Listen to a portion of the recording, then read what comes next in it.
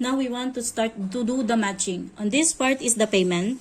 This payment means from the bank, dirham. This one is from the invoice made by the ladies, okay?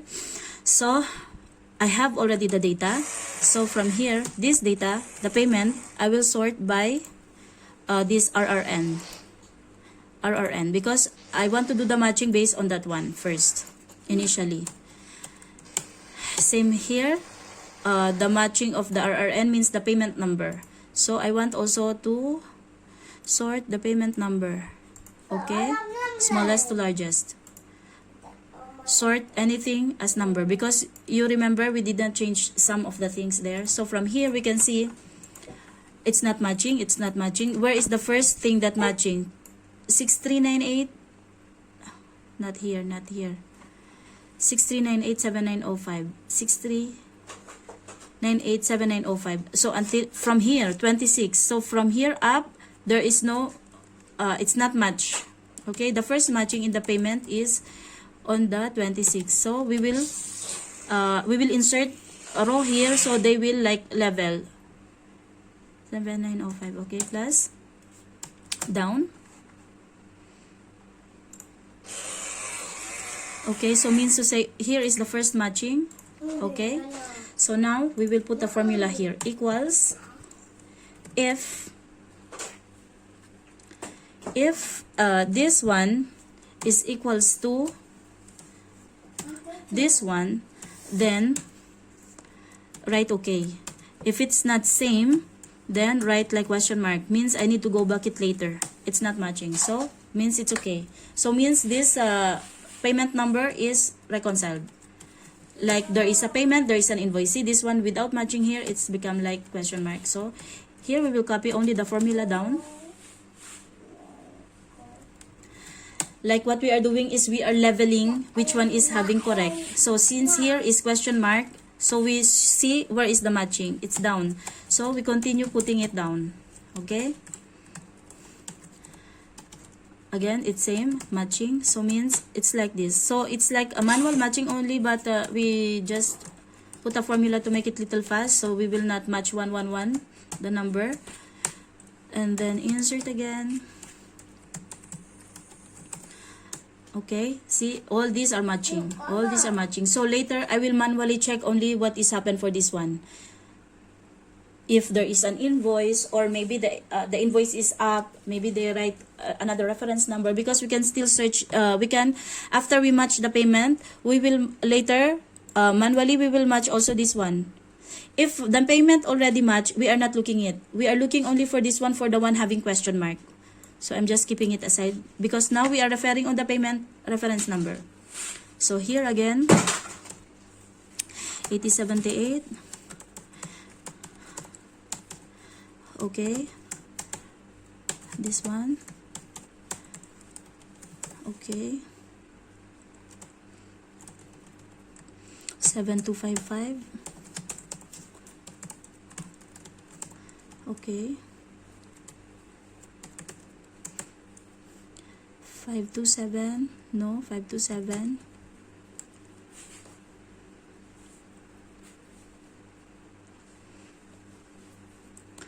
So this one for this, and it's, so I must insert here, so it will become, they will be, the matching one is will become level to each other. Okay, so on this one you can see normally up there is a payment but no invoice, but here see, you can see there is two reference, two payment number, same payment number, only one, and this is 80 also. The user who make it, one lady only who make it. If you go here, 330, but different MB number, 330 and 770. So later we will check also this one, what happened this one, we don't know what happened. Maybe there's some payment matching with this MB number, maybe she wrongly put only this payment number. So that's, you have to search manually later, yani, to figure out what happened on that invoice. Okay, but for now I will just continue first inserting two level which one is matching, and then once we finish all to the down, then we can manually match. Okay, so I will just post it And I will get back once I'm finished. Okay, at this point, nakarating na tayo sa pinaka-last ng payments. Na match na natin, magka-line na yung pareho ng mga payment vouchers. Ang kasunod naman ngayon, itong mga ito. Yung mga for manual searching. Manual searching means magbe-base tayo ng search based sa not the payment dito sa mga MB number. So, hide muna natin yan. Ilabas natin yung gusto nating reference. Ito. Tsaka ito, I think same lang. Diba, ipakita pa rin natin. Okay, so this number, find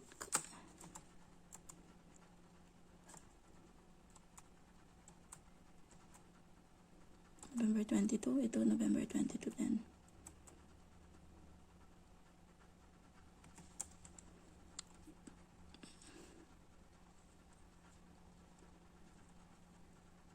Bakit ganun? See, makikita natin, ang nakita rin natin kamatch niya is invoice din. Nasaan ang payment nito ngayon? Ito, nasaan ang payment nito ngayon? Walang payment. Ba? MB. So, parehong MB. Tapos, ang pwede pa natin isang pagtingnan, payment reference.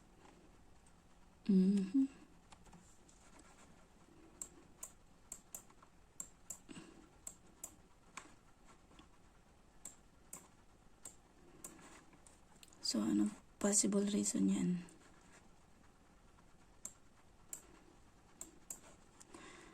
So, this one, tingnan natin dito sa payment. Tingnan natin kung baka may makita tayong ganyang number. Wala. Dito naman, baka may makita din tayong ganyang number. Wala.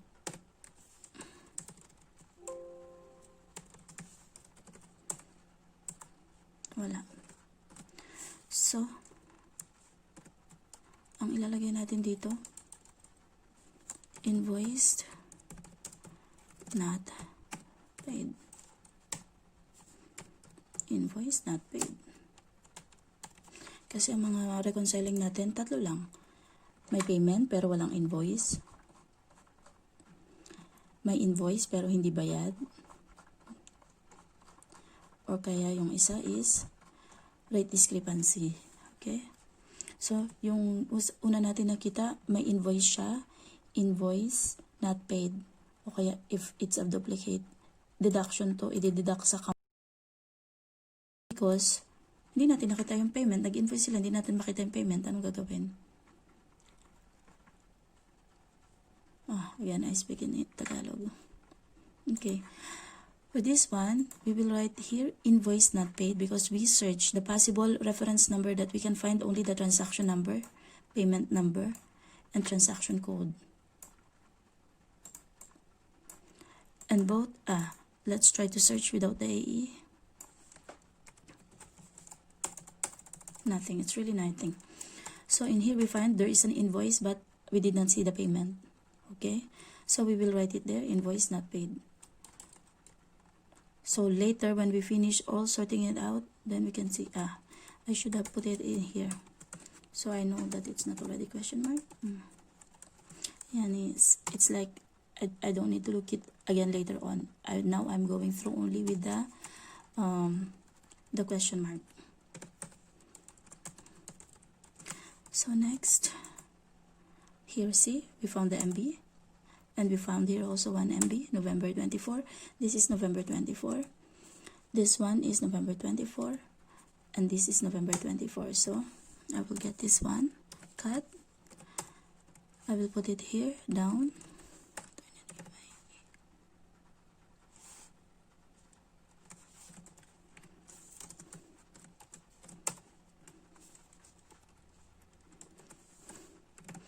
So, here I found that one payment, there is two invoice. Okay, same user. See different like in between of them, like there is 5 transaction. So since I can't pick up anything from here, so one of the item I will align with that one. I will remove this extra row. On this one, the payment with invoice, I will write okay. In here down, what I will write here, it's a duplicate. Okay, then I will take this number.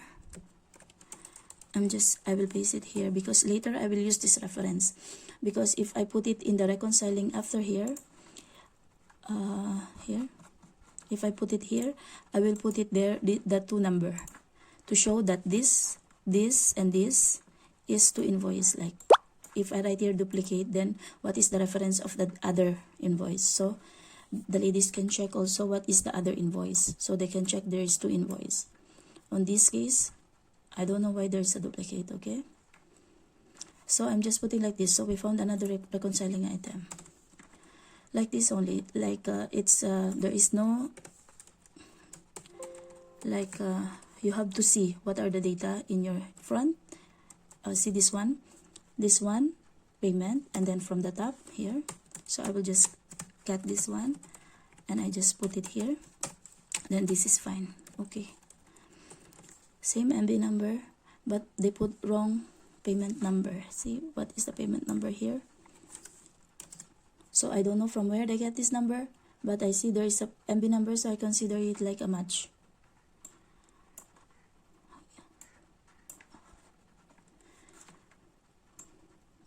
So we can say also there's something wrong how they are making the invoice. That's why. Here, find this one. Again, I found only one. So I just cut this one and put it there.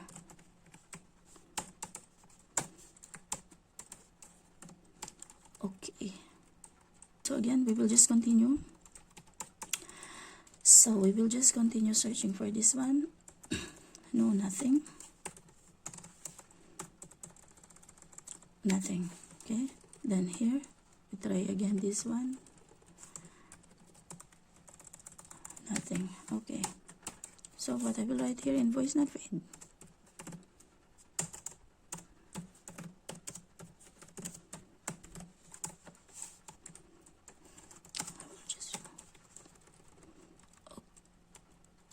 We will write here invoice not paid, invoice not paid. We don't see the payment, but what we can do,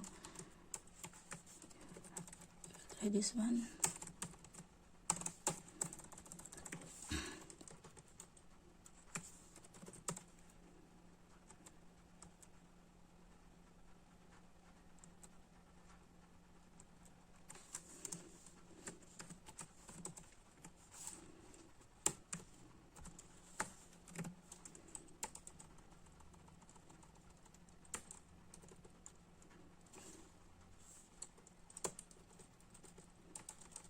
Invoice not paid.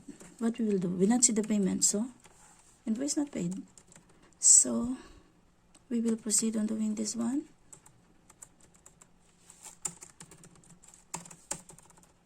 Invoice not paid.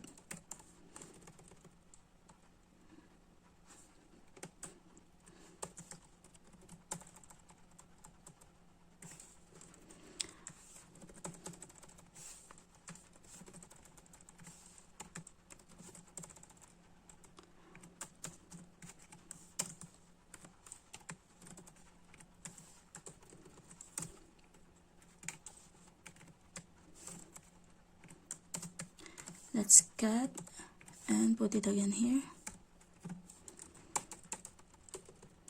So invoice not paid, invoice not paid. I not see the payment, so if they're not properly putting the invoice, then what we can do?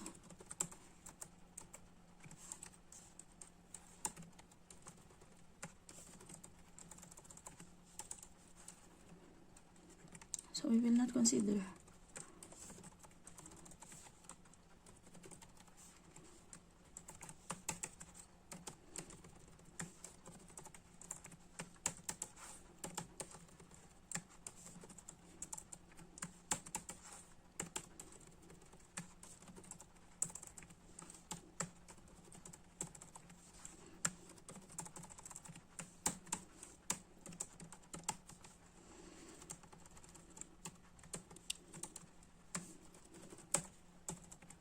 Okay, so for this one, normally the RP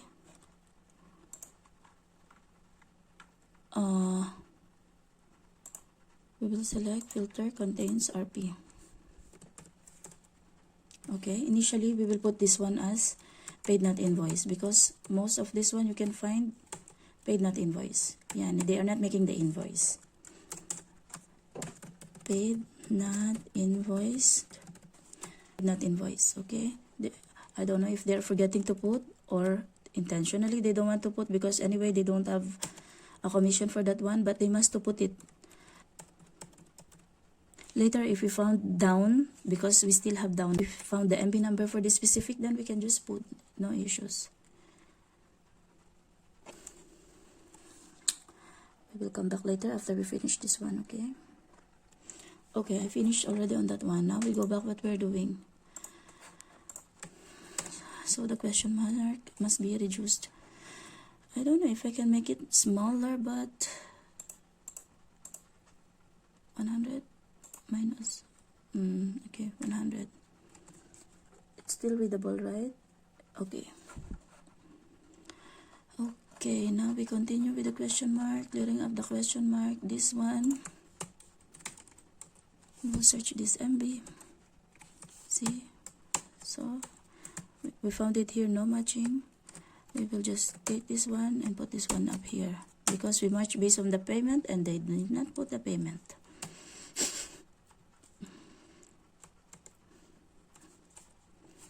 This one, see two numbers, different MB also. So what happened here, I don't know. We will see. Why you say payment number?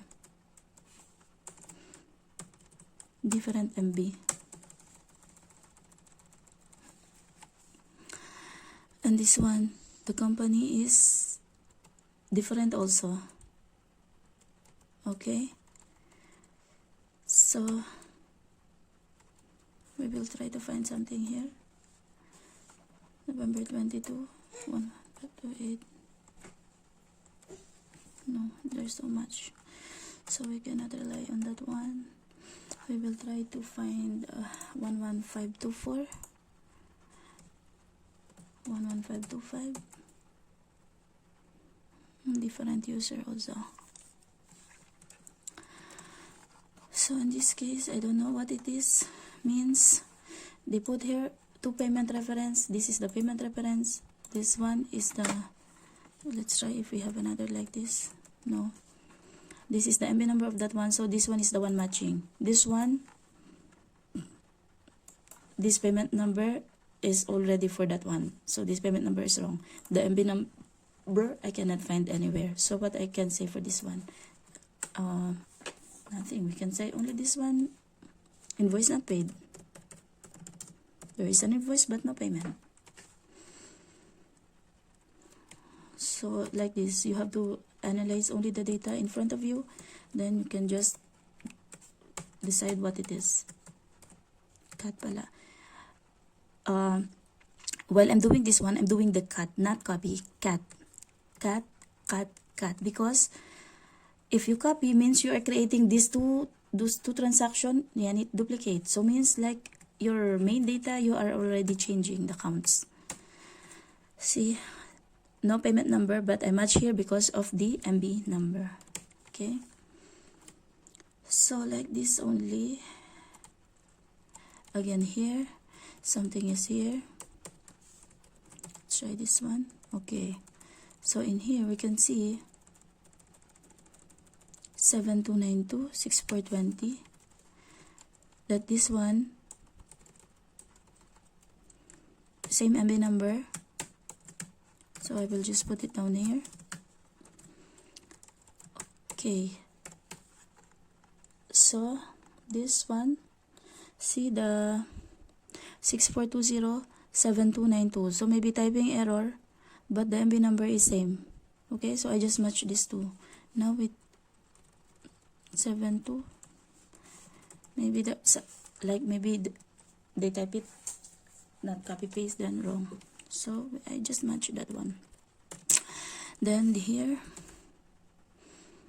So we have here same MB number, but with this one with matching payment November 22, and here without the payment. So see again here. Okay.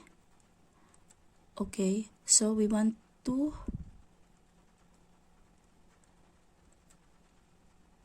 okay, 1 minute.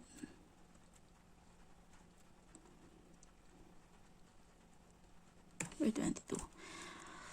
So this is the main. The next one is this one.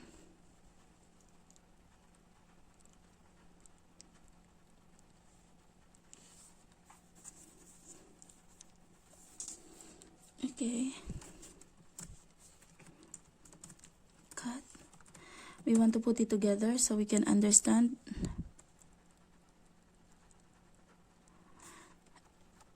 Four 057 Alt IE cut, find. Here also have Alt IE. Okay, now I insert it here, then we will see. Okay, so this will be number 38.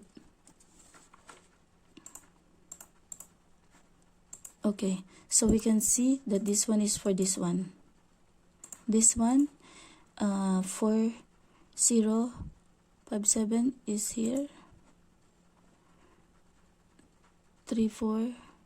Okay, so this one is the matching of this one because payment reference same, MB number same. Okay, the question is here. This one same MB number. Aside from that, payment number is no reference. So we can see here. Means this one is same. Okay, but this one I will plot it here or no? 38. So means these two, any of these two, this is same MB number. See the payment number also they put same only like this. So we don't know in these two which one is the matching for this one. So I can select anything. I will select this one with more details to match it here. And then this one without the matching, I will put here near to each other also. Remove this extra row. Then this one is okay. This one I can say it's okay because I consider it as the match. And this one I can say this is a duplicate. Duplicate of what? Duplicate of this one. This two is having duplicate. So this one is a duplicate of this. It's a duplicate, and this is the reference for which another invoice it is duplicated. So like that only. While doing the manual matching, you have to analyze and you have to think what you think happened. Then just make a note on that one until we finish on the down. I think I need to pause because it's taking a long time, or I need to show more. See these two payment reference, these two MB number. Have here one MB number also, same for that one.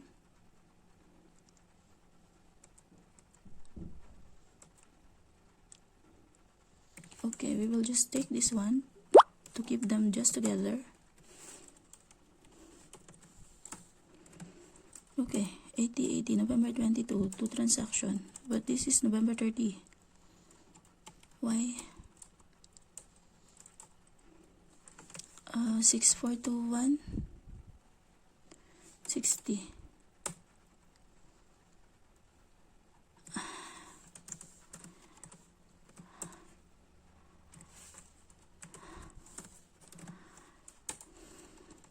After finding this number, again I found this number, and this is 26, and this both has no matching. So for the meantime, we will put it like invoice not paid. Okay, how we can match it? See, the payment number is wrong. This same payment number here is for this one. Payment number is wrong. MB number also, we don't have any more payment we received from this MB number. This MB number is for this one with same matching payment voucher payment number. So this one, where's the payment? We don't see the payment. So we don't have a choice but to put it like invoice not paid to reduce in their count. Okay, also this one, MB32, same payment number, same MB number. We cannot say also this is the second one is for 200 because the payment here is 80 only, and this is also December, November 22, November 23. So what happened to this one? We will check if maybe we have another more for this one. 6421 7162. No more, only that one. So what we can say here, duplicate.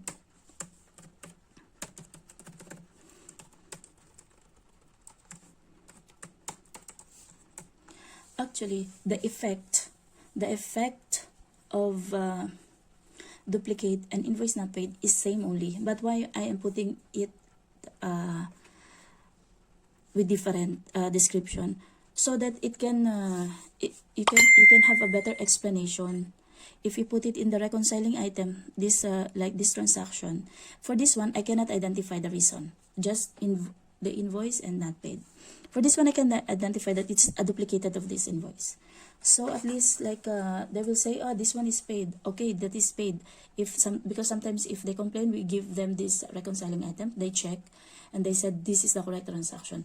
On that one, you can but in like you make 2 invoice for that transaction. That's why for the duplicate, at least you can elaborate that, yeah, that transaction is valid, but there is a 2 transaction of the same MB number. So if they can show that there is really 2 transaction, then again we can check what happened on that one. That's why I'm differentiating it only duplicate and paid not invoice, because paid not invoice, invoice not paid, like this, I cannot identify the reason. It's really only but nothing. And one of the reason here, the reference number they put and transaction number is wrong. I cannot find any more payment for that one.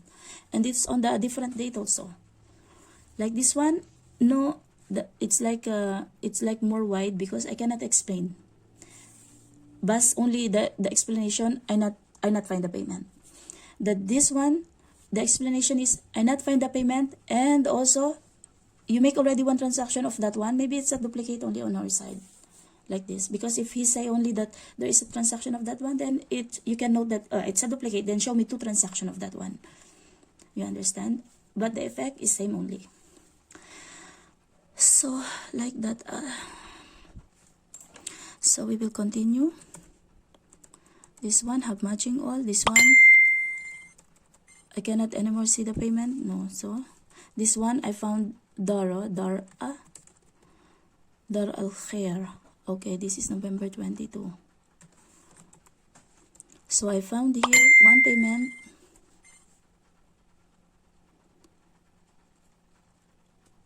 November 22. This MBC. See, like this for some cases. See, 686961633. Okay, this one have same MB number. Same MB number. 3602. So this is the matching. So that payment have no match. But I notice here, who is the client? The client is Dar Al-Khair Building Contracting. Okay, and see, here up, I notice here, like Dar Al-Khair Building Contracting. Okay? Okay. Let's try to find out if there is an MB number for this one. No, nothing. This one, just to double check before we do anything. Only that one, nothing else. So in here I can say that like I can use it like paid not invoice. Okay, if I didn't notice this one, but since I noticed this one, and we go here, the user is 8157. This one, who is the user? The user here is 8157. This, for this client, she is the one who's doing for him. Means to say on this one I can consider it for this payment. Okay, by doing this one, actually I am very like, by doing like this to consider that one, it's like a consideration to them, because it's their responsibility to properly make the invoice. Okay, but if I did not notice that one, I can just write this one is a duplicate. The second one is I received the payment without the invoice. Because see, this reference number is not really matching at all. Alright? But because of the other things to consider, like I saw there is this MB number is typed by this lady. When I searched this one, another transaction with this MB number is typed by this lady for this company. Then I have this further duplicate here, so I just consider. I am not sure, but maybe what happened here only. See, the payment here is November 22. She make the invoice November 23. When she's what is this? On November 22, actually for this one she did the typing, okay? But maybe on November 22 she is busy or whatever the reason, maybe she not reconciled, because the ladies sometimes like they're reconciling their invoice and their transaction in the Ministry of Labor. If something is missing, they are making the invoice on the day, on the next day, or on which day they make the reconciliation. So maybe this one, for this typing, she make the typing on 22, but she check it on 23 that because they can check it in the Ministry of Labor how many invoice they make, and then they can go in our invoicing system, they can check how many invoice they make. Maybe when she found out that it's not same, so on the next day she added which one is missing, which is this one. Okay, so on this one I can consider it, or if you don't want to consider it, it's up to you also. Okay.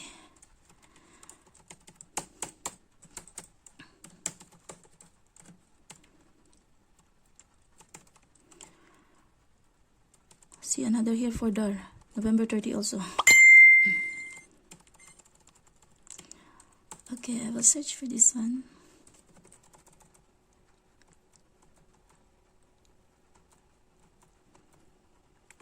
So in here,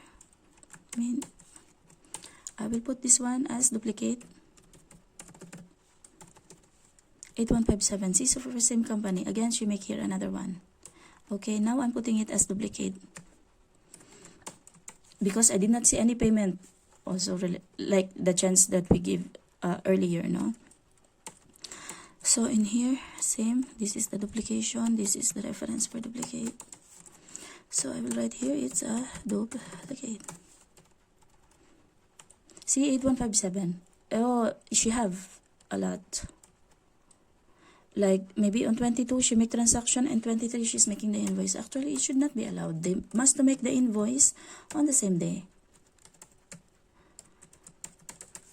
This problem is because of them also, then they are the one complaining if they receive lesser salary. So I will show you this is duplicate. Even they added, they will say but I put it as duplicate, so means I will reduce in their count, unless I saw some payments here, because see, it's 80, it's not 240. Why they make another invoice? See, 8157 again. See, maybe she don't know the MB number. She just copy from what she have details there. Okay, so we'll just write this one duplicate.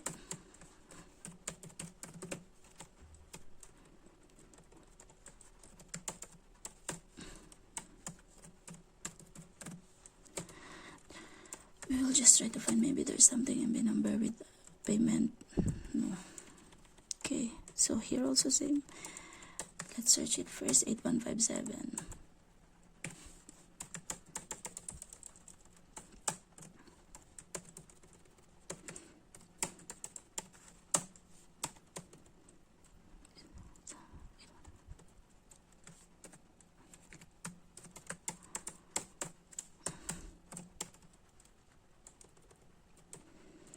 So on this one, see on this one,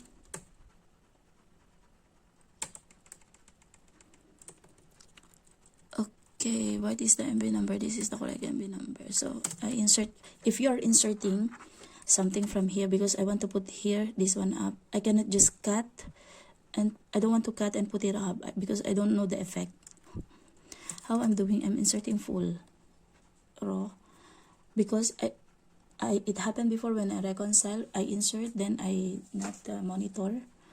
Yani, the lining of the matching here is like change. So means the matching is changed and the matching became wrong. So in this case, I will just cut this one. I want to match this one. Then I will remove the new item, okay? So for me, I will consider, since this is same MB number and same payment number, so I will write this one is the one matching, but this is a rate discrepancy. We invoice in 80 and it should be 40, but she make 3 invoices. So this one, part of AED 240. Okay, part of AED 240. This one is this reconciling item is part of here. Invoice not paid.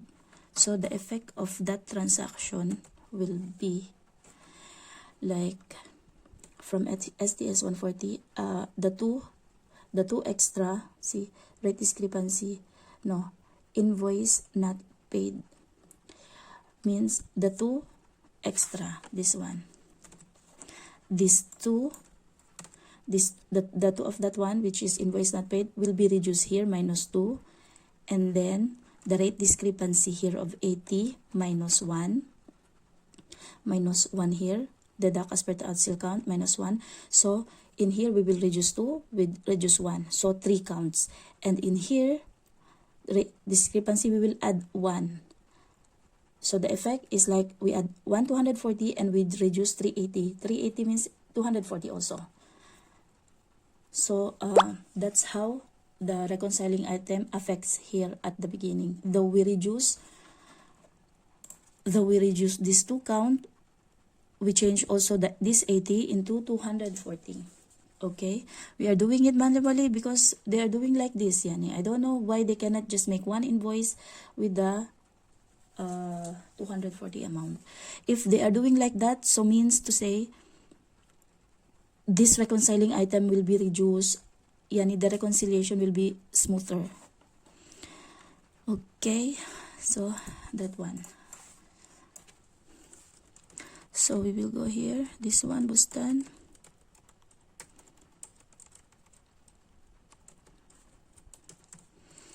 This one, we will search if there is another payment for this one. Nothing. 8157 again. So we will just write duplicate.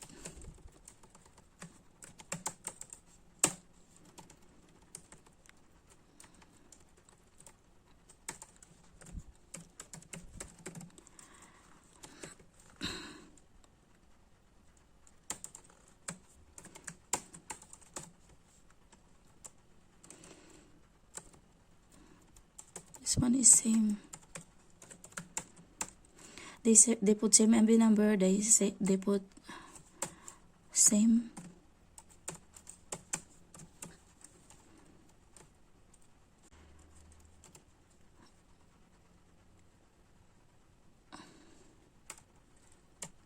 But now we have 23 here. Okay. Salam 9101. Okay, so here we search here MB number. See, we saw it another same MB number. Okay, so means for this MB number like 2 transaction, that is possible to payment. And here we saw it's 9101. It's not the 8157 who is having duplicate up. So I cannot match this one of that transaction to this one. So let's try to copy this one because sometimes typing error is there. So what I will put here, paid without invoice. I received the payment without the invoice. Okay. It's for the company now.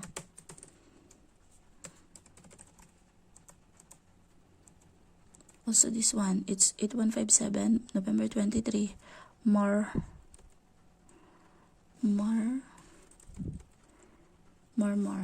Let's try if some more is here without matching. Wala. So let's go back here. So the MB number, nothing is there. No payment shows.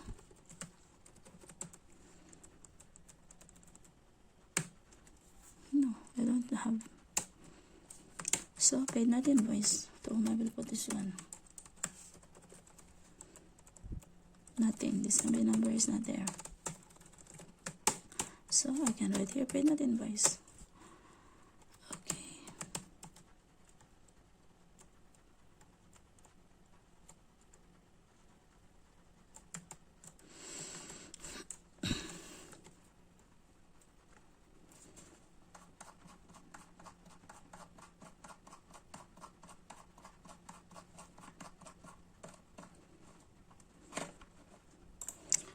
So like that, same process only for all the things. So see, I see this matching there. Then I can say this is okay.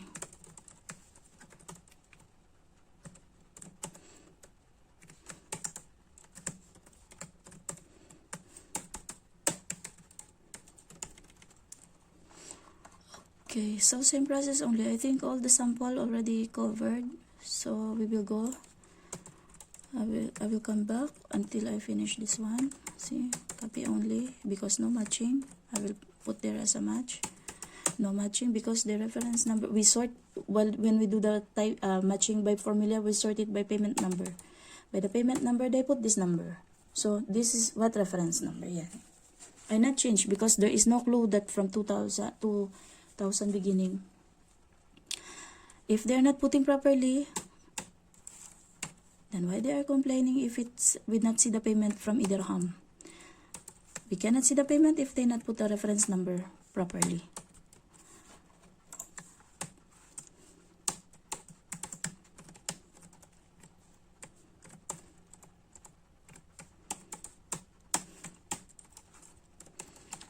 Because mainly, see, you notice also before, the MB number sometimes it's like two transactions, same MB number.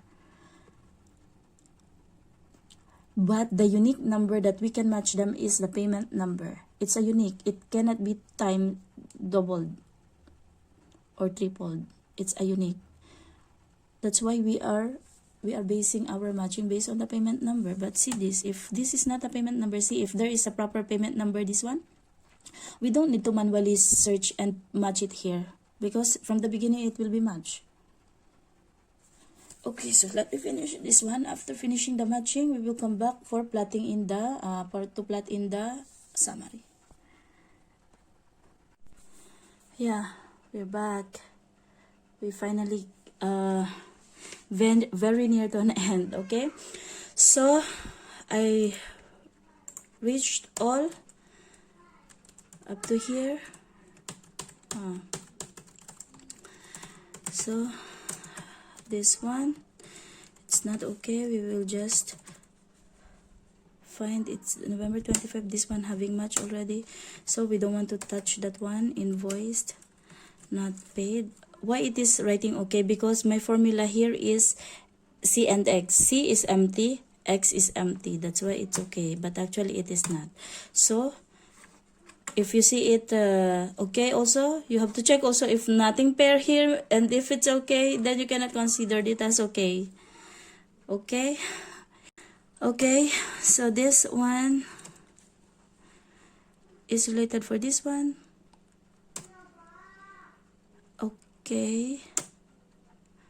Okay, so here we can see this one is an excess. Cut Alt IE. So we can see this one is like 88 and 89. Okay, this is duplicate only. Duplicate. Which duplicate? Duplicate of this one. 87, either duplicate of 88 or duplicate of 89, but I think it's duplicate of 89. Okay, so we will write here it's a duplicate of that one, and then here we find control find 642 332 84. Control find 642 32284. This one already have here. Okay. And again have here. So means to say, and this is only related for 80, so means to say this is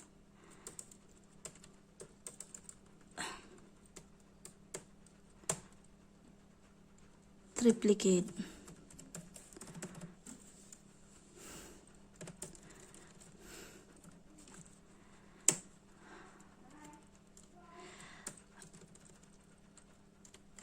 Of this one.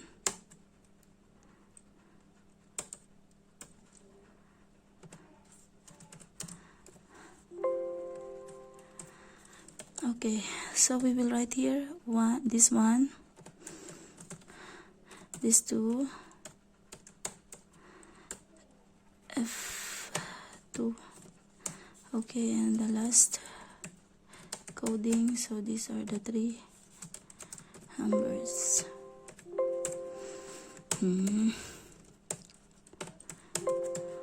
Copy.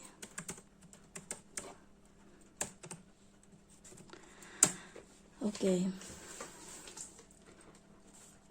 And then go back down.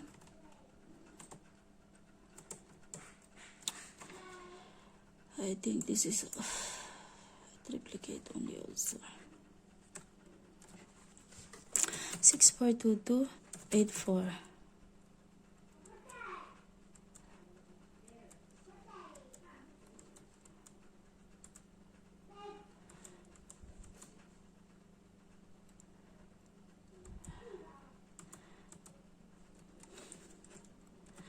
Let's go. 64228465.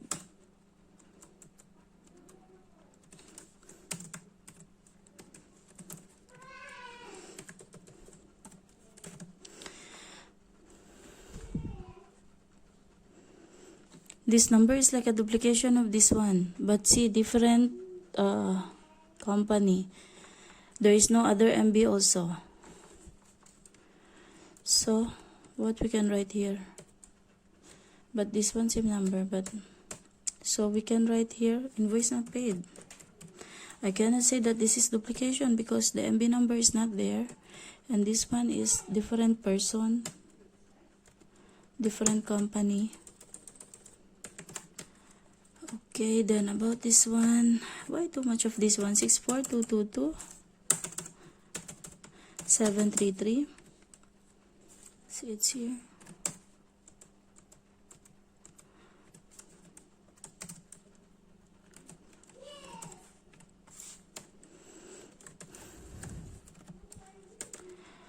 Okay, see how many times he must to add this one.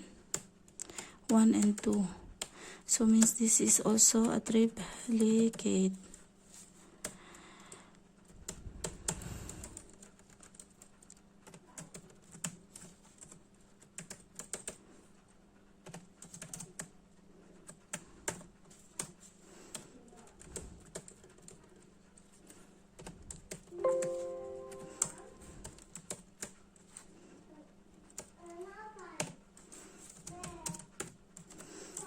So this one have same description, okay?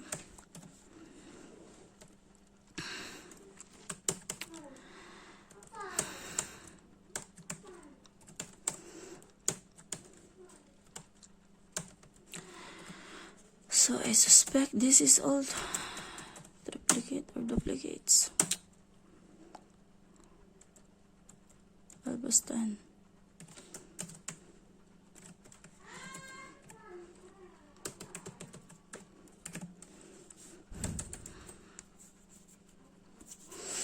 See, I don't know. The series also is far, Yani. It's not very near to each other. Again, I take too much of the time. Okay. Okay, I suspect this all is like a duplicate. I will finish this one and come back. Okay, so I reach in the end, but still there's some polishing on this matching because we match only the payment reference number, no? We did not match the rates. Now we will see, let's match the rates. We go to this one have no formula, plus minus that here. So we match the rate between the invoice and the payment from Idirham.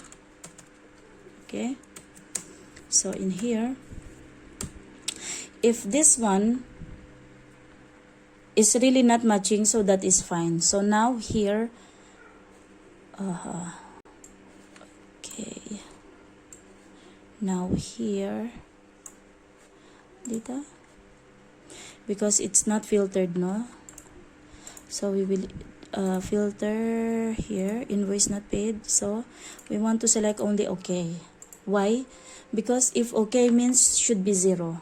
But if it's okay, but here there is a difference, so means something wrong is here. So means here it's 240 and invoice 40. So we will change this as part of the rate discrepancy. Also here. Also here. Also here, rate discrepancy. I realized something. Okay, we will include this one in the filtering. Remove the filter. So what we will do here, we will filter the okay. After filtering the okay, we will remove the 0. Only we will consider with discrepancy. So here, we will can change rate discrepancy. Okay, just this one just to make it short. And then what else is possibly is here? I think only that. I think we can start plotting it now. Save in the summary. Okay, for plotting it in the summary, the matching of data is done. Please watch the part 3 for making the summary of recon.